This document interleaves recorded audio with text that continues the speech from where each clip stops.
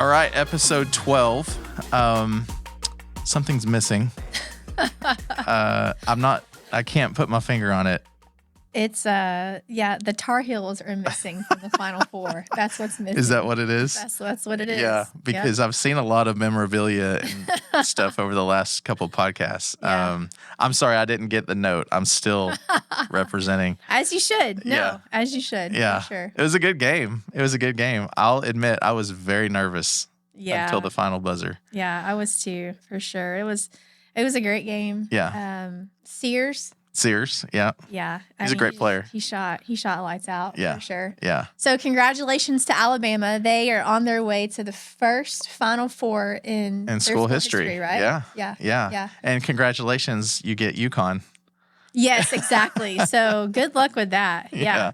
Well, I mean, the Final Four in general, you've got UConn, Alabama, and then you've got Purdue and NC State. Yeah. So I'm eager to see that game, the Purdue NC State game. Yeah. That'll be. I mean, you've got a big man versus a big man. Yeah. You know, right. Like in width and then length. Right. You know, so I have no idea how that's going to go. That's a cool story about NC State, though. Like, they're for what, sure. an 11 seed? Mm-hmm. Yeah, they're 11 seed, and they're the only school that has 11 losses or 14 losses. Yeah. To make it to a Final Four, right? Ever. They did catch a couple of breaks because Kentucky was in that bracket, and they missed Kentucky. Yeah, but like anytime you say that Kentucky, they caught a break with Kentucky, just tells this has been a year. Like this year has just been different. You know, right? Because Kentucky is usually always in the running. Kansas, like you said, and so for Kentucky not to be in that is very different. Yeah, so. For sure. For sure. Did you watch a lot of basketball? Did you watch a lot of the games? So life gets in the way. No, heartache gets in the way. That's what gets in the way is heartache. Yes. Yeah. No, after Thursday, after UNC lost, man, I didn't watch a lot of men's basketball. Right. I did watch a lot of women's basketball. Mm-hmm. It's so much easier when you do not have a vested interest. Yeah. In the game at hand. But yeah, man, going back to the Alabama UNC game, just heartbroken. Right. And just heartbroken from the standpoint of those seniors, or those, fifth year seniors. Mm-hmm. Yeah. RJ Davis and Armando Baycock. And even the coach, Hubert, he's done such a good job with the transition.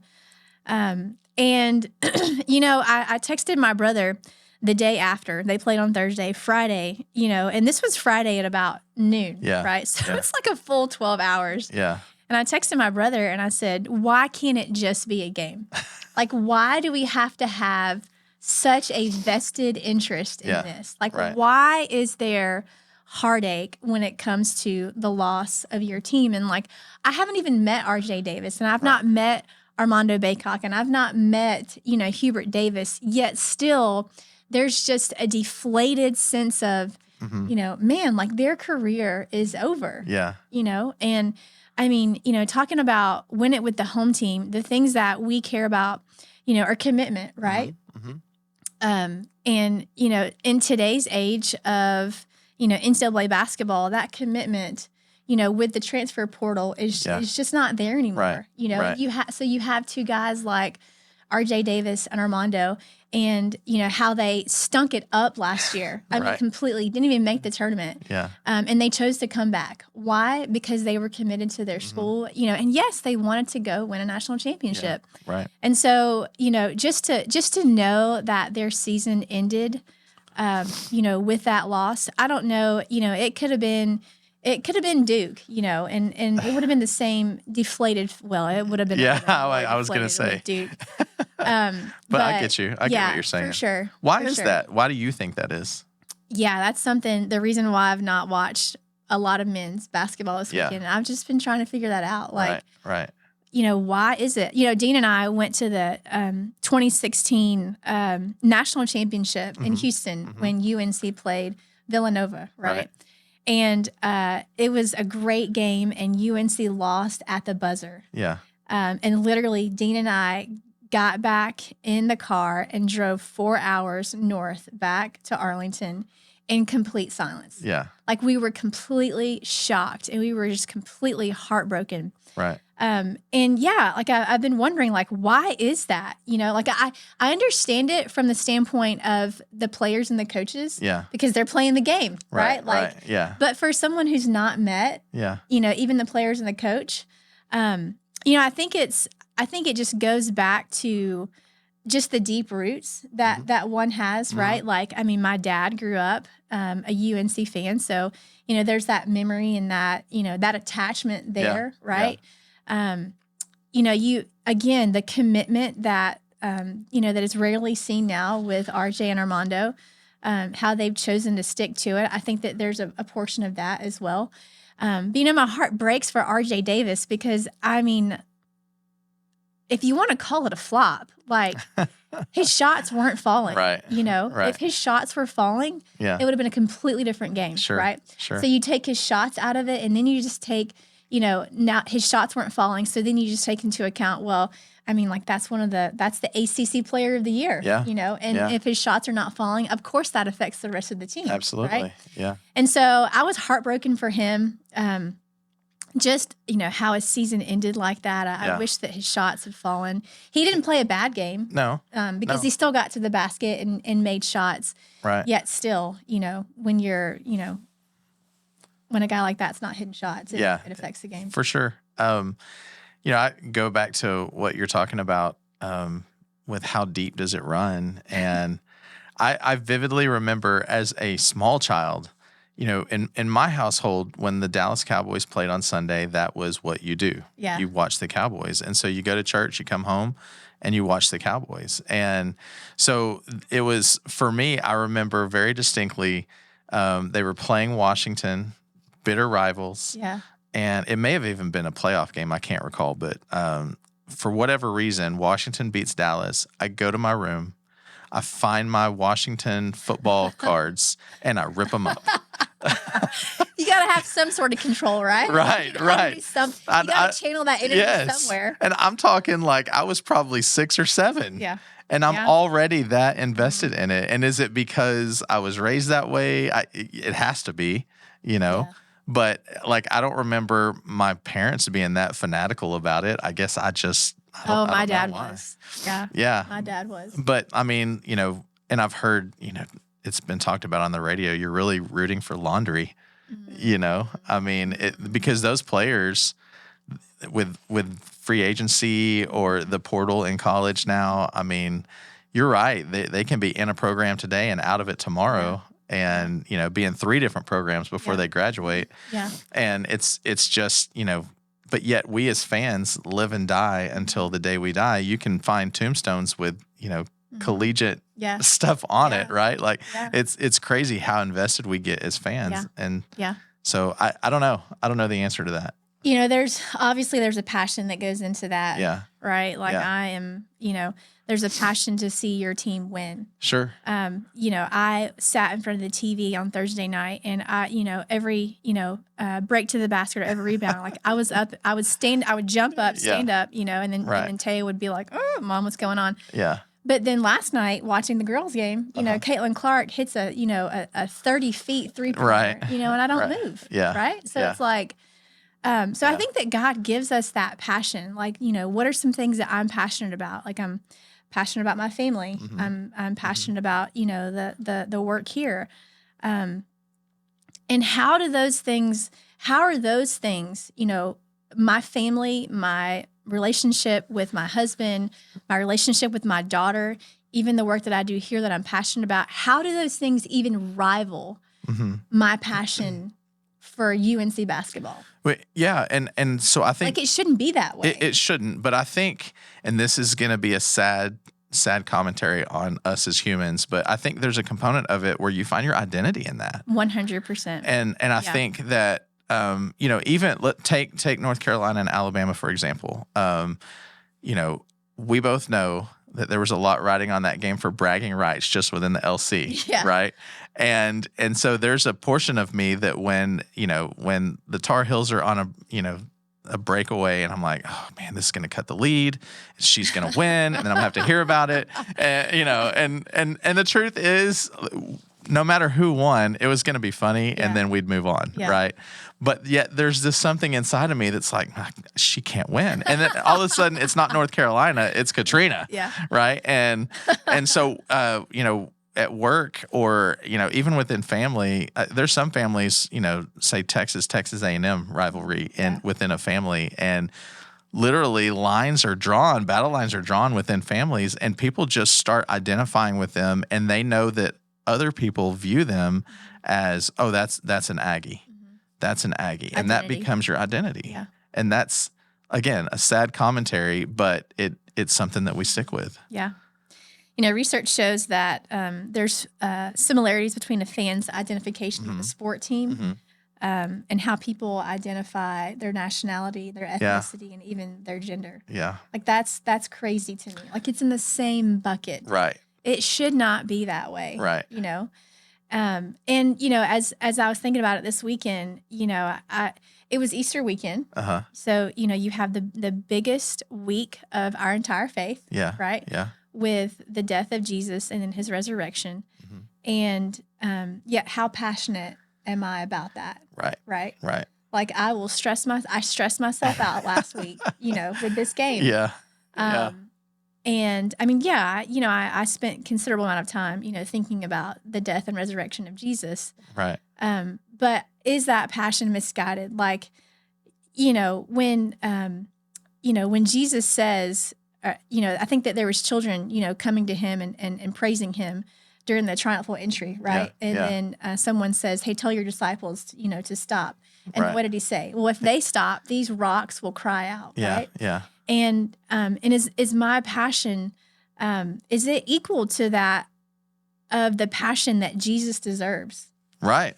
That plays out every Sunday, by the way, during the NFL season, because you'll look around at noon and people are looking at their watch going, can we get out of here, wrap it up? Yeah.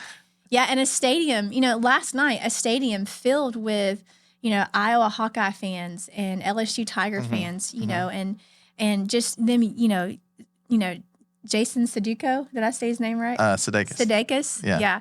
He was at that game just cheering with his whole heart. And yet, do I worship God with my whole heart? Right. Like, and I don't mean to be churchy about this, but it's the reality. Like, if God gives us this passion within us, then that passion deserves to be appropriated the right way. Right. And that's to God alone. Yeah. Right. Yeah. So all that to say, I'm on a journey. I think that we're all on a journey, trying to figure out this, how faith and sports collide together. Right. I do think that sports is something that is God-given, right? Like, take Houston and what's that guy's name that hurt his ankle? Shed. Oh, okay, yeah. Shed, yeah. So for the Houston Duke game, right. He hurt his ankle and he was done. Yeah. Well, as soon as that happened, I looked at Dean and said, Duke wins, I mean, it was as simple as that. Yeah. I mean, really, I looked at Dean at the 6:35 mark of the Alabama UNC game when Armando Bacot missed the plane, just the wide open dunk, and then they went back down and fouled. I looked at Dean and said, "We're not winning. We're not winning. There's no way." But anyway, so back to Shed. Back to Shed, and like, God has given Shed the ability and Sears the ability to shoot the basketball. No, to work hard. Yes. Right. I mean, yes. And, Caitlin Clark to shoot 3 points, 3-pointers like 30 feet away from the basket. That was ridiculous. That's abnormal. Yeah. That's abnormal. Yeah. Right. I mean, anybody can go down and shoot 5,000 shots in a summer. Right. Right. But ask that guy Shed who got hurt, in the Elite 8 game. Yeah. Right. Yeah. Like, God has given you, what, all that you have. And yet God still holds the right hand. Like, he's still sovereign. He still knows, what's going to happen, to the Final Four. Right. Does that make sense? Yeah. No, it does. It does. I think it's funny because we talk about the identity of it, and I make fun of my son all the time, Colin, because he's such a front runner. Like, he'll be like, Dad, I really want to get a Florida State baseball jersey because they're good. And then if next week Nebraska is the best team in the country, he'll be like, I need to get a Nebraska hat. And I make fun of him all the time because I'm ride or die Alabama. Yeah. Like, it doesn't matter, if next year with Saban being gone, they win 2 games, I'm still cheering for them, no matter what. And sometimes I stop and I think maybe Colin is right. Maybe it's just a game to him and he enjoys it. Yeah. And he loves that about it. And so sometimes I think you watch College Game Day, which is my all-time favorite show on television. Because of the sad stories? No, not because of the sad stories. That doesn't, no. But like I love watching College Game Day. And it's so fun. But there are people that will literally travel across the country just to support their teams. And that is who they are. Yeah. And everything in their life, from their mailbox to, the flags in their yard, like they are all in on their team. And I think along the lines of what you're saying, do people look at me and say, he is all in on Christ? I hope that people look at me and think that before they think Alabama. Yeah. I'm not sure that they do. Yeah. I'm not sure some days looking in the mirror that I do. Yeah. So that's the hard part is you got to realize what is important here, And so that kind of segues into, you mentioned the Iowa LSU game last night. And, I was sad. And I got to explain why, because as I'm watching this game and all of the hype leading up to this game, and I haven't seen the numbers, I don't know, but I'm certain that this was a very highly viewed women's college basketball game. And all of the stuff leading up to it between Kim Mulkey and the media, Angel Reese and all of those theatrics, and Caitlin Clark and all of her theatrics, and people were tuning in to watch the show. I wanted to see what Kim was going to wear. Yeah, I know that was your favorite part. Her outfit was a flop. Her outfit was a flop. Why did you wear green? I don't know. I don't know. 2 shades of green. I don't know. You're asking the wrong person. But that's why they lost. I will tell you that. Just kidding. I was sad for all of the other women's college basketball players because they work equally as hard. They're equally as good. And maybe this was a win for women's college basketball last night. I don't know. I really don't know. But I was sad because it doesn't need to be about the wrestling match, about the show, about the theatrics. It needs to be about what these girls are doing, because they're good athletes. They're good at what they do. They work their tails off. And how many people watched the game after Iowa and LSU last night? I didn't. Yeah. So I want to see the game grow. I want to see it grow organically for the right reasons, not because people are tuning in to see if Angel Reese will taunt Caitlin Clark. That I don't know. That's probably the old man in me, but we just finished, you and I reading a book about, does God care who wins? Yeah. And a phenomenal book, by the way. But it made me think a lot about the reasons why we do what we do. And, and it goes all the way to what we're discussing today about, cheering for laundry and how important is it in the grand scheme of things. And, you have men and women that are obviously gifted with God-given ability, and they do a great job. And the book really, to me, kind of speaks on, it's more about what you do when you're on the court and how you act and, those kinds of things. And it is about the end result of the game. Yeah. Is that? Yeah, for sure. I think to your point, you were talking about, how everybody's, watched the LSU Iowa game. And, I think that, drama obviously sells. Absolutely. More than sportsmanship, Yeah. More than commitment, more than the appropriate passion. And, I'm excited about, I guess, the coverage that the women's, the women's March Madness has received. Yet still, I just wonder, for the little girl, who is watching all of this play out. Yeah. And for her parents that are telling her, listen, like, you're living in an era in which, this has never been done for. Like, the coverage has not been what it is right now. You're living in a different world. But like, what are we teaching that little girl? Yeah. Right? Like, work hard. Yes. But it's okay to taunt. Like, it's Right. okay to talk trash. Right. And one of Angel's, pregame comments that she made, she said, hey, I want you guys to know that, me and Caitlin don't hate each other, right? Like, and she just went on to say, but when we get in between the lines, like, all bets are off. Like, I may have friends on the court, but, I'm going to do whatever it takes. I'm going to talk trash. I'm going to do whatever it takes to make sure that I get in their head. Yeah. And I mean, that made me sad, right? Like, I mean, I don't know how many little girls are watching pregame or postgame interviews, but, for a culture to really, listen in on that, like, that's not good. And that bleeds obviously into youth sports. Like it's, Angel was essentially saying, yeah, I'm a villain and I'm okay with being a villain. Right. A villain is a bad guy, right? By definition. Yeah. And, taunting and talking trash is okay. Why? Because it's all about the win. And I think going back to the book that we read, Does God Care Who Wins? We may get into that a little bit later, but he cares about how we do the things that we do, not necessarily the outcome of things, but how the winning and how the losing and how everything in between goes. And I don't think that God likes it when passion comes in a way that is derogatory or disrespectful towards an opponent, right? I was always taught to respect your opponent. Yeah.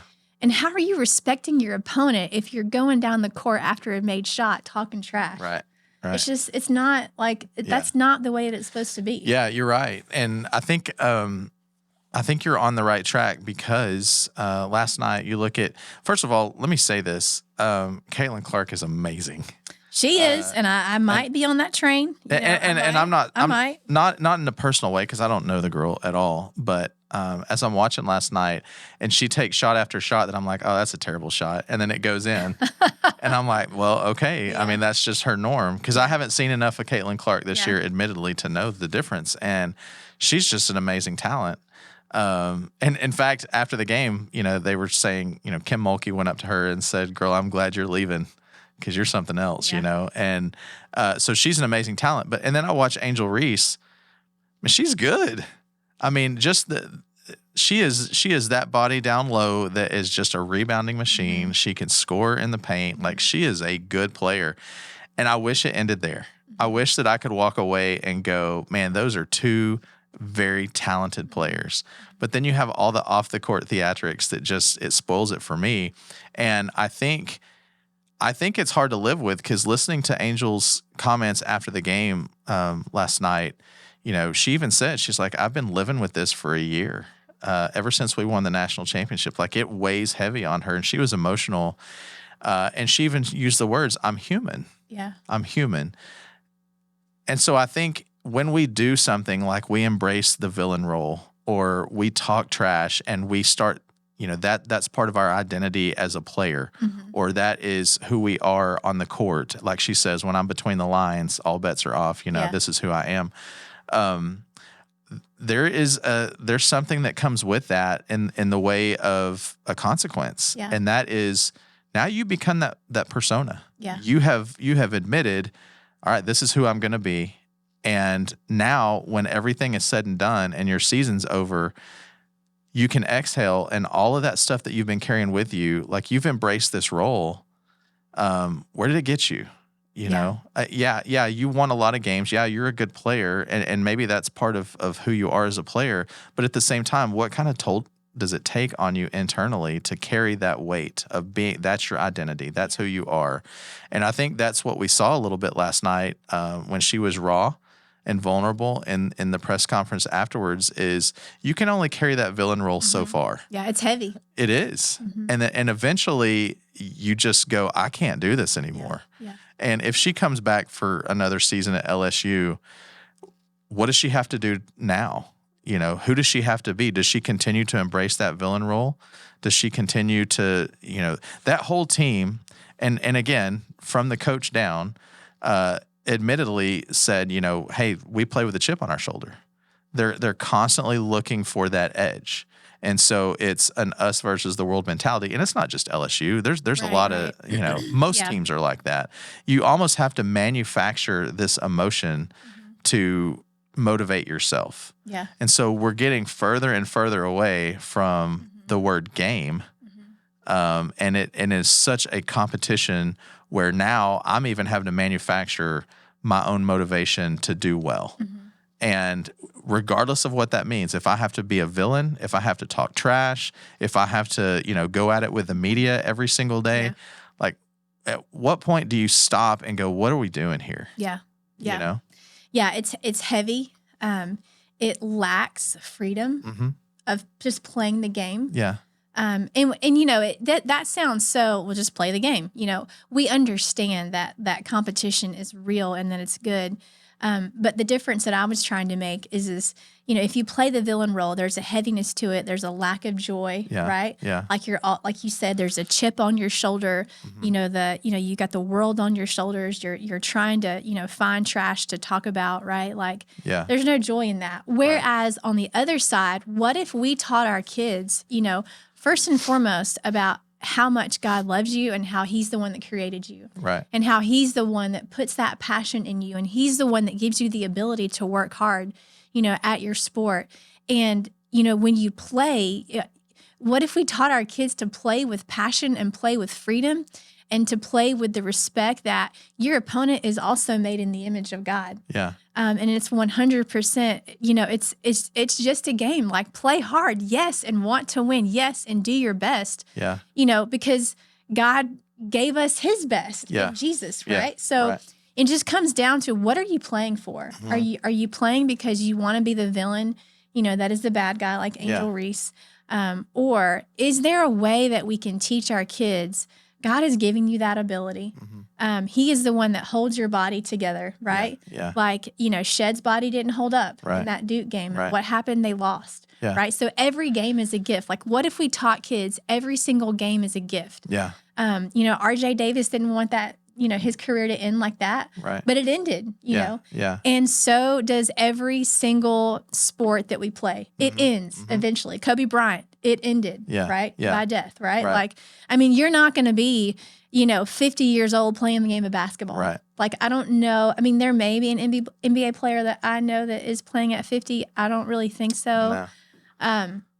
But at some point it ends. And at some point, all the glory fades away. Yeah. And what will you be left with? Right.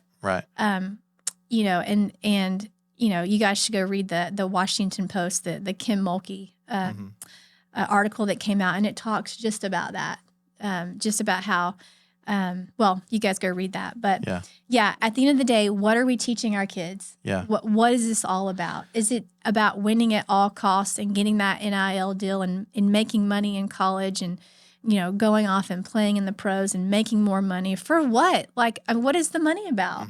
And hear me say, I told Dean this weekend as I was watching a girls' game, I was like, Dean, I don't know if I can watch these girls' games. Yeah. Because in me, really, knowing that I have seen more commercials where Caitlin Clark and Juju from USC are on those commercials making a lot of money. Yeah. In my heart, I'm just going to be honest with you, Todd. Like, I'm on this journey. I'm like, oh, but like, ugh. Yeah. That could be Taya. Yeah. Like, I can't, seriously, I'm just being honest with you. So, sure. And every parent thinks that. Exactly. And I'm just like them. Yeah. For sure. I was at, my son, who is 13, had a tournament this weekend, baseball tournament. And we were sitting waiting for his game to start. And the game before us was still going. And I was watching, the umpire was probably a 17, 18-year-old kid who's just there to make a little extra money on the side, right? And he's doing his best. And it's a very competitive tournament. And the parents were just insane on that umpire. And he was doing his best to block it out. But grown men and women, and I can't even repeat the things that they were saying. Rating an 18-year-old. Yeah. Because it's all about, you're hurting my kids' chances, right? Like, and I that's again a whole different podcast. I remember, I think it was Shane Davenport when he was on our podcast said some of the best players or the best players are the ones that go out there and they just play. That they don't have to worry about expectations. They might as well be, in the backyard, and they just play. Yeah, because there's a freedom in that, like you're talking about, and it's true. If you go out there and you watch enough basketball, you watch enough baseball, you see those people stick out, that their smiles and they're just, I mean, they're having fun and they're hitting buckets and they're hitting, home runs and it's just fun. Yeah. I loved watching Adrian Beltre play baseball. Yeah, he was fun. He was just a great guy and a tremendous talent, and he just had fun at the game. Yeah. And I love that. Is he competitive? Sure, he's competitive, but you don't get he's not going to embrace the villain role. He's not going to embrace that kind of stuff. He's just there because he's having a great time. But we learn that at such a young age because we watch our parents screaming at the umpires. Yes. And by the way, these kids are in the dugout talking about video games, and that's what's important to them. But then I watch a kid stroll up there, and he's got the long flowing hair. He's got the batting gloves that he has to readjust after every pitch. He's got the sliding glove in his back pocket, the walk up song. And I'm like, man, this kid is already bought into everything that he sees on TV. Yeah. And as a parent, I hope that I would step into that and be like, let's have a conversation. Mm-hmm. You can have fun and you can do all those things and it can be fun, but let's make sure we know what the priorities are. Yep. So. Yeah. And going back to winning with the home team, it just takes intentionality to do that. Yep. For sure. It takes intentionality on a parent's part to really, before the game begins, to get in the right mindset. Yeah. And that's hard. Yeah. And so, it'll be a good.